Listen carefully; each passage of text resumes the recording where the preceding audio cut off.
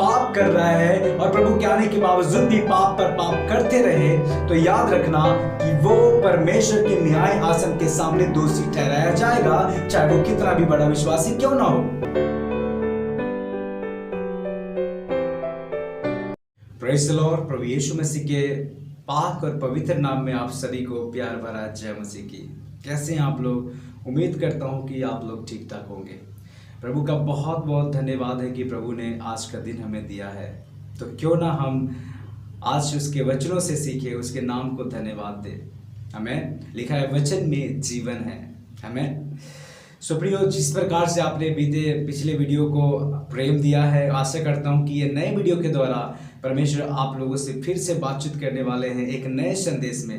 पिछले वीडियो में हमने सीखा है अब्राहम के जीवन के बारे में, और आज हम नए नियम से सीखने वाले हैं व्यभिचारिणी को क्षमा के विषय में। यीशु मसीह का संदेश इस टॉपिक का नाम है। आमीन। सो आइए शुरू करते हैं प्रार्थना के साथ। अपनी आंखों को बंद करें। हमारे स्वर्ग में विराजमान प्रभु, हम आपका धन्यवाद देते हैं। यीशुआ, आपसे विनती करते प्रभु जी, प्लीज आज हमारी विनती सुन लीजिए। राजाओं के राजा खुदावन, सृष्टि के मालिक यहोवा परमेश्वर, हम आपके समीप आते हैं यीशु के नाम में। हे पिता, आज हमारी आशा है कि आज के वचनों के द्वारा आपके लोग भर जाए प्रभु। आज के वचनों के द्वारा खुदावन सुनने वाला का हृदय छिद जाए खुदावन। यीशु मसीह दया कर खुदावन, अपने लोगों के जीवन में इस वचनों के द्वारा बदलाव कर प्रभु। जैसा आप चाहते हैं वैसा ही होने पाए प्रभु जी। खुदावन, तू बढ़े मैं घटूं प्रभु। धन्यवाद देते हैं राजा स्वामी। आज का समय हम आपके हाथों में देते हैं प्रभु जी। पिता परमेश्वर, आप मेरे द्वारा अपने लोगों से बातचीत करिए। यीशु के नाम में दुआ मांगते हैं, आमीन आमीन। हालेलुया। सो आइए स्टार्ट करेंगे। पहले उसके वचनों को पढ़ लेते हैं, उसके बाद हम आज के वचन के ऊपर मनन करेंगे। तो आज का वचन जो मैं लिया हूं वो है यूहन्ना रचित सुसमाचार, उसका 8 अध्याय वचन 1 से 11। हम पहले वचन पढ़ लेंगे। लिखा है, परंतु यीशु जैतून के पहाड़ पर गया। भोर को वह फिर मंदिर में आया। सब लोग उसके पास आए और वह बैठकर उन्हें उपदेश देने लगा। तब शास्त्री और फरीसी एक स्त्री को लाए जो व्यभिचार में पकड़ी गई थी, और उसको बीच में खड़ा करके यीशु से कहा, हे गुरु, यह स्त्री व्यभिचार करते पकड़ी गई है। व्यवस्था में मूसा ने हमें आज्ञा दी है कि ऐसी स्त्रियों पर पथराव करे, अतः तू इस स्त्री के विषय में क्या कहता है? उन्होंने उसको परखने के लिए यह बात कही ताकि उस पर दोष लगाने के लिए कोई बात पाए। परंतु यीशु झुककर उंगली से भूमि पर कुछ लिखने लगा। जब वे उससे पूछते ही रहे तो उसने सीधे होकर उनसे कहा, तुम में जो निष्पाप हो वही पहले उसके ऊपर पत्थर मारे। और फिर झुककर भूमि पर उंगली से लिखने लगा। परंतु वे यह सुनकर बड़ों से लेकर छोटे तक एक एक करके निकल गए, और यीशु अकेला रह गया और स्त्री वहीं बीच में खड़ी रह गई। यीशु ने सीधे होकर उससे कहा, हे नारी, वे कहाँ गए? क्या किसी ने तुझ पर दंड की आज्ञा नहीं दी? उसने कहा, हे प्रभु, किसी ने नहीं। यीशु ने कहा, मैं भी तुझ पर दंड की आज्ञा नहीं देता, जा फिर पाप मत करना। हालेलुया। खुदावन के वचन को पढ़े और सुने जाने से आशीष मिले। अब आइए इसके ऊपर हम मनन करेंगे और सीखते हैं थोड़ा सा। प्रियो, अभी हमने वचन में पढ़ा है कि प्रभु यीशु मसीह एक मंदिर में उपदेश दे रहे हैं। उससे पहले कुछ बताना चाहता हूं कि प्रभु यीशु दिन भर सुसमाचार के सुनाने के बाद वो कभी कभी पहाड़ों पर जाया करते थे और वहां पर प्रार्थना किया करते थे परमेश्वर से। एक स्टडी में हमने पाया कि यीशु शिक्षा देने के बाद जैतून पर चला जाता था, फिर यरूशलेम में आया करता था। लूका रचित सुसमाचार अगर आप उसका 21 का 37 पढ़ेंगे तो वहां पे भी आपको ये मिल जाएगा। आमीन। अब हम देखते हैं कि यहूदी एक स्त्री को लाते हैं जो कि व्यभिचार में पकड़ी गई है। मूसा की पुस्तक के अनुसार वो मार डाले जाने के योग्य थी, चाहे वो स्त्री या पुरुष हो। आमीन। मूसा की व्यवस्था में अगर आप पढ़ते हैं लेवी अवस्था उसका 20 का 10 अध्याय या फिर व्यवस्था विवरण उसका 22 का 22 से लेकर 23 पढ़ते हैं, तो वहां पे इस प्रकार से लिखा है कि यदि कोई स्त्री या पुरुष व्यभिचार करते समय पकड़े जाए तो दोनों के ऊपर पथराव करके मार डाला जाए। ओके, अब इस वचन को लेकर वह पूछते हैं यीशु मसीह से। अब देखिए, जो शास्त्रीय फरीसी थे ना, वो परमेश्वर के वचन को अच्छी तरह जानने वाले थे। अब यीशु मसीह को ये सीधा दोष नहीं लगा पा रहे थे, तो वो ऐसे ऐसे पॉइंट ढूंढते थे उसके ऊपर दोष लगाने का। अब यहां पे एक स्त्री को लेकर खड़ा किए। अब देखिए कि इस स्त्री के साथ क्या किया जाए, उन्होंने पूछा। अब देखिए, चाहते थे कि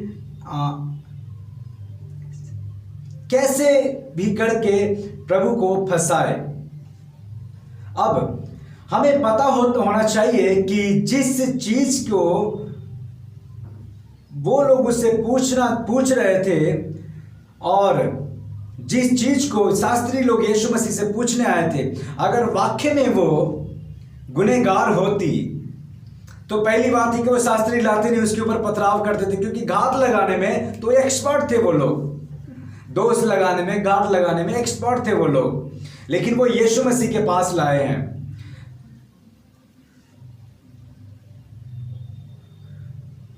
अब देखिए, जब यीशु मसीह से वो पूछते हैं तो यीशु मसीह उनका जवाब नहीं देता है।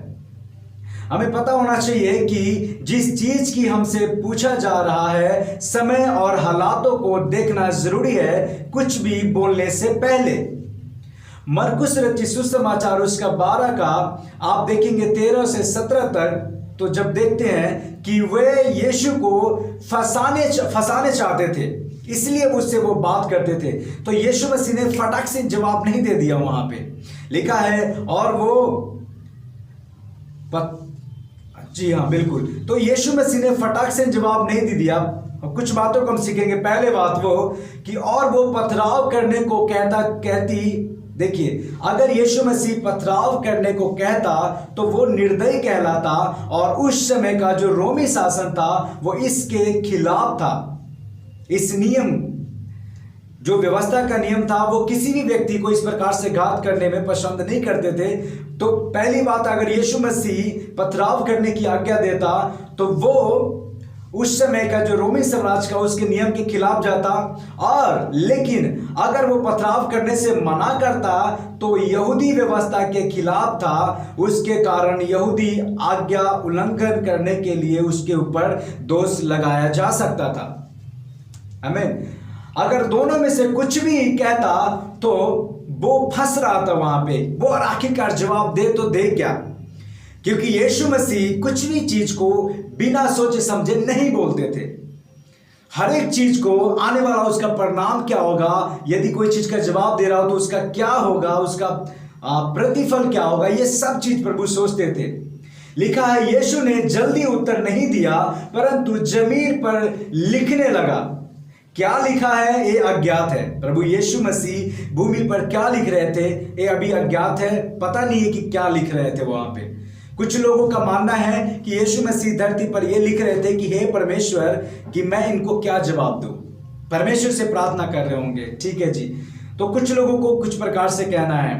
अब देखिए यहां पे क्या होता है कि वह उनके जाल में नहीं फंसा, उसने उत्तर भी दिया, मैदान छोड़कर नहीं भागा। जब आप बाइबल को पढ़ते हैं तो वहां पे लिखा है कि यीशु मसीह मैदान छोड़कर नहीं भागा। ये मैदान शब्द मेरा है।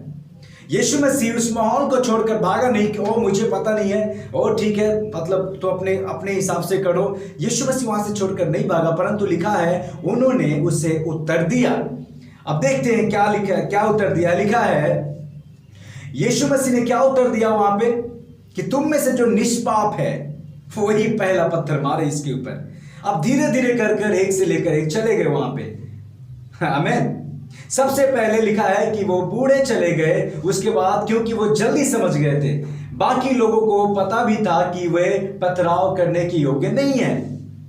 ये भी हो सकता है कि वो उस स्त्री को गैर कानूनी ढंग से पकड़ा होगा, तभी तो वो यीशु मसीह के पास लाए। वो दुख खुद न्याय कर लेते, लेकिन वो जानते थे कि अगर वो किसी ऐसे व्यक्ति को मारेंगे तो परमेश्वर को उनका खून का दंड उनको देना पड़ेगा।